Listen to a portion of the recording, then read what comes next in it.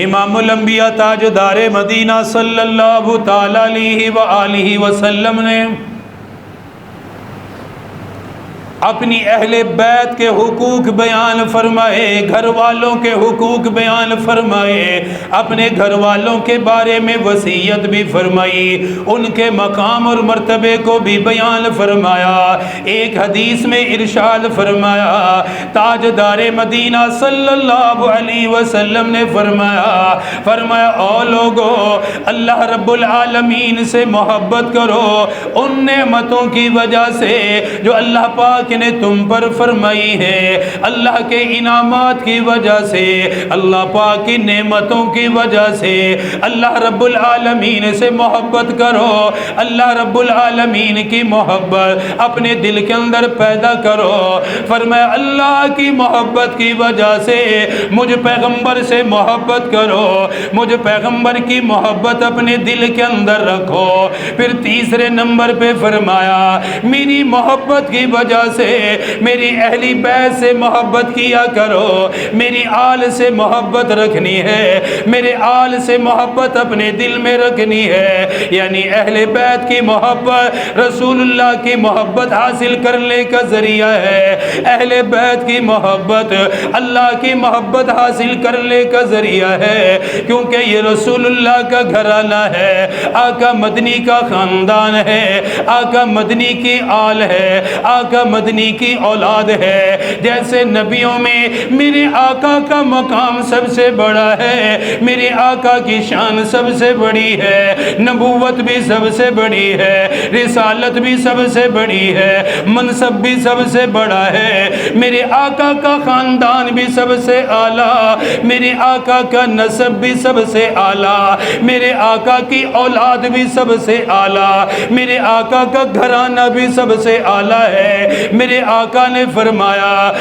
میری امت والو میں دنیا سے چلا جاؤں گا، پہلے بھی انبیاء آئے، رسول آئے، اپنا وقت گزارنے کے بعد دنیا سے چلے گئے، فرمایا مجھے اللہ نے دنیا میں بھیجا، نبوت کے ساتھ بھیجا،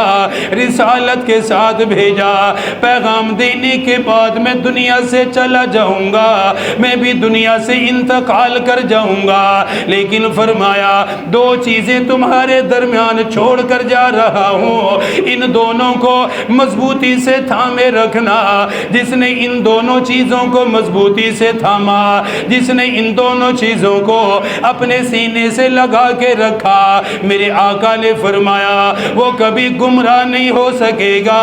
ہدایت سے کبھی نہیں ہٹے گا، وہ دین سے کبھی دور نہیں ہوگا۔ میرے آقا نے دو چیزیں بیان فرمائی، فرمایا سب سے پہلے اللہ کا قرآن تمہارے درمیان چھوڑ کے جاؤں گا، اللہ کا کلام چھوڑ کے جاؤں گا، زندگی بھر اس کی تلاوت کرتے رہنا، زندگی بھر اسے پڑھتے رہنا، قرآن کریم کے مطابق زندگی گزارنا، قرآن کریم کو سمجھ کے پڑھتے رہنا۔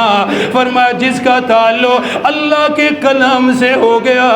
فرمایا کبھی گمراہ نہیں ہوگا، شیطان کا حملہ اس پہ نہیں چلے گا۔ فرمایا قرآن پڑھنے والا، قرآن سے محبت رکھنے والا ہمیشہ ہدایت کے راستے پہ رہے گا، کامیابی والے راستے پہ رہے گا۔ پھر فرمایا دوسری چیز جو میں تمہارے درمیان چھوڑ کے جا رہا ہوں، فرمایا میرے صحابہ وہ میری اہل بیت ہے، وہ میری اولاد ہے، وہ میرا گھرانہ ہے، فرمایا ان کا بھی خیال کرنا، ان کے مقام کا بھی خیال کرنا، ان کے شان اور مرتبے کے بھی لحاظ کرنا۔ فرمایا ان سے محبت میری محبت کی وجہ سے کرنا، فرمایا جو میری اہل بیت سے جڑا رہا، فرمایا ہمیشہ ہدایت کے راستے پہ رہے گا۔ اہل بیت سے محبت ہدایت کا راستہ ہے، جنت کا راستہ ہے، اور اہل بیت کا بغض اپنے دل میں رکھنا یہ جہنم کا راستہ ہے۔ کیسی دلیل میرے آقا نے دی، فرمایا اللہ سے محبت کرنی ہے، کیوں؟ اس نے ہمیں انعامات دی ہیں، اس نے نعمتیں دی ہیں۔ مجھ سے محبت کرنی ہے، فرمایا اللہ کی محبت کی وجہ سے کرنی ہے، کیونکہ اللہ کا تعارف تو میرے محبوب نے ہی کرایا ہے۔ میرے محبوب نے ہی اللہ کی صفات بیان فرمائی ہیں۔ پھر فرمایا میری محبت کی وجہ سے میری اہل بیت سے بھی محبت کرنی ہے، ان کا خیال کرنا ہے، ان کے حقوق کا خیال کرنا ہے۔ امام الانبیاء تاجدار مدینہ صلی اللہ تعالیٰ علیہ وسلم نے اہل بیت کے فضائل بھی بیان فرمائے، ان کے مناقب بھی بیان فرمائے، ان کے شان اور مرتبے کا ذکر بھی فرمایا، ان کے بارے میں بار بار وصیت بھی فرمائی ان کے بارے میں اللہ سے ڈرتے رہنا، ان کا خیال کرتے رہنا۔ اس لیے حضرات صحابہ کرام اہل بیت کا بڑا خیال کیا کرتے تھے، آل رسول کا بڑا خیال کیا کرتے تھے، اہل بیت کی محبت اپنے دل میں رکھا کرتے تھے، آقا کی وجہ سے محبت کیا کرتے تھے، آقا مدنی کے گھرانے کی وجہ سے کرتے تھے۔ ایک حدیث میں فرمایا او لوگوں، اپنی اولاد کو میری آل کی محبت بھی سکھایا کرو۔ اولاد کو جہاں تربیت کے لیے کچھ چیزیں آپ نے فرمایا، وہاں ان 6 چیزوں میں ایک چیز آپ نے یہ بھی فرمائی کہ اپنی آل اولاد کو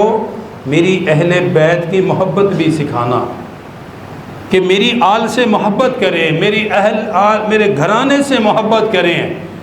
اور یہ گھرانہ اتنی عظمت والا ہے، یہ گھرانہ اتنی شان والا ہے، یہ گھرانہ اتنے اونچے درجے والا ہے کہ اس گھرانے پر تو درود پڑھنا اللہ نے نماز میں بھی مسنون کیا ہے، ان کا ذکر تو اللہ نے نماز میں بھی رکھا ہے۔ اللہم صلی علی محمد وعلی آل محمد، نبی کریم صلی اللہ علیہ وسلم پر درود ہو، رحمت ہو اللہ کی، اور نبی کریم صلی اللہ علیہ وسلم کی آل پر کیا ہو؟ درود و سلام ہو۔ یہ ایسی آل ہے، یہ ایسا گھرانہ ہے جس کا ذکر اللہ نے نماز میں بھی رکھا ہوا ہے۔ اہل بیت کی محبت کو ایمان قرار دیا،